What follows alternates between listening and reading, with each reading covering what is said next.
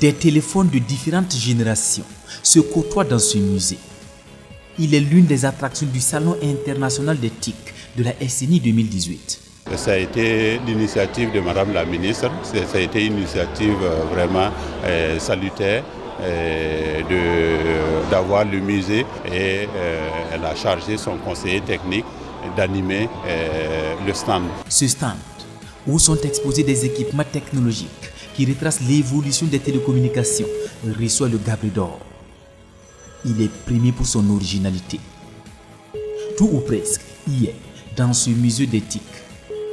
Et l'histoire de la téléphonie expliquée aux visiteurs. L'évolution du téléphone, il faut le dire, ça a commencé en 1876 avec Alexander Graham Bell.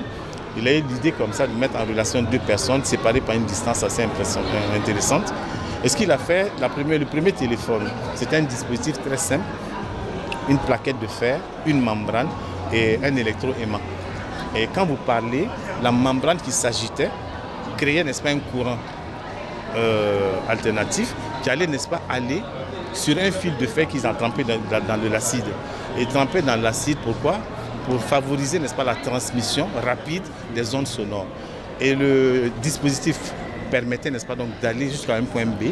Et en 1880, il y a un autre inventeur du nom de Adair qui dit, mais tiens, il faut évoluer un peu, faire évoluer l'organe de conversation. Ceci est le tout premier téléphone fixe connu des voltaïques, devenu burkinabé. La téléphonie RTC, réseau téléphonique commuté. C'était dans les années 60. Ce tableau administratif, c'était les premiers moyens, n'est-ce pas, de téléphonie au niveau du Burkina. Mais dans le monde même. Au Burkina Faso, c'est dans les années 1960, à la faveur des indépendances, qu'on a eu les tout premiers comme ça. Ils étaient installés dans les préfectures. Ils fonctionnaient comment? Il fallait un opérateur à ce niveau. Et ce poste téléphonique avec cadran, ça c'est ce qu'on appelle une magnéto, était installé chez le client. Et quand le client voulait par exemple un numéro, il est le 13, ça il est installé chez le client, numéro 13. S'il veut appeler la préfecture qui est le 1, alors il va actionner une magnéto comme ça. Il y a un volet comme ça qui va tomber. L'opérateur, il va prendre ce qu'on appelle une fiche, il va mettre dans le jack correspondant. Il baisse, n'est-ce pas, une clé et il est en communication avec le client qui appelle. Alors il va lui demander, oui, vous êtes le 13, vous voulez qui? Il dit, je veux le premier numéro, soit la préfecture. Il dit, ne quittez pas. Il va prendre la deuxième fiche, il met dans le jack correspondant à la préfecture, il tourne, il actionne une magnéto qui va envoyer un courant d'appel qui va exciter le poste au niveau de la préfecture. Et quelqu'un qui rentre, il lui dit, bon, ne quittez pas pour le 13, il remet, n'est-ce pas, les clés en place et vous êtes en communication. Donc la liaison est établie. Et de temps en temps, il va falloir qu'il fasse une écoute discrète pour voir si vous avez fini la communication. Devenu le principal moyen de communication à distance, le téléphone est ensuite perfectionné et miniaturisé avec l'avènement de la téléphonie mobile. Ici, nous avons la toute première génération de la téléphonie mobile qui est la technologie AMS. Et c'est de la même génération, cet appareil, voilà, qui date de 1995 et qui était très lourd. Voilà, donc, et il y a son abonnement,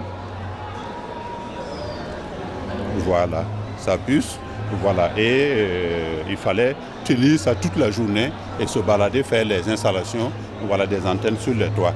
Là, je l'ai utilisé en 1995 à France Télécom à Bordeaux, voilà, donc, et c'est la même génération que ces portatifs et le téléphone que le vieux tient. Ce que vous voyez là, c'est une BTS. La toute première BTS qui a été installée au Burkina Faso, c'était celui-là, on l'appelait le S4000.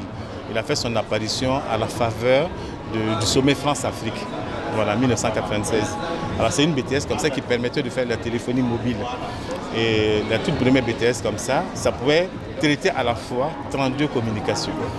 Pas plus que ça. Et il y en avait 4 ou 5 dans toute la ville de Ouagadougou. De la téléphonie fixe à la téléphonie mobile, une vraie révolution technologique expliquée à la jeune génération, visiblement enthousiaste. On vient de découvrir les premiers téléphones. C'est ça même qui m'a impressionné. Voilà pourquoi je me suis intéressé pour venir voir réellement comment ça fonctionnait avant. Je ne m'attendais pas à voir que le premier téléphone était aussi grand qu'un frigo. Et c'est vraiment spectaculaire. Le musée nous a permis de savoir comment on a fait pour avoir l'Internet de nos jours.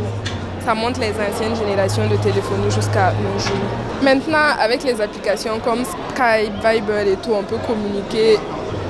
On peut aussi faire des vidéoconférences et tout. Ah bon, je me demande dans les années à venir comment ça sera. La télécommunication, un secteur très évolutif à l'image des médias et de l'informatique. Ce musée du téléphone est donc à concrétiser pour immortaliser l'évolution technologique par devoir de mémoire pour la postérité. Avec les technologies de l'information et de la communication, devenu un véritable levier de développement, le monde est désormais au bout du clic.